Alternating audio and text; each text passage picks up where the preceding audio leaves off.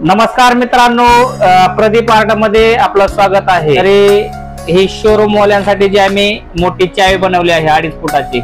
अरे प्रत्येक शोरूमला गेल्यावर तुम्ही नवीन बाईक खरेदी केल्यानंतर तुम्हाला चावी देऊन फोटो काढला जातो।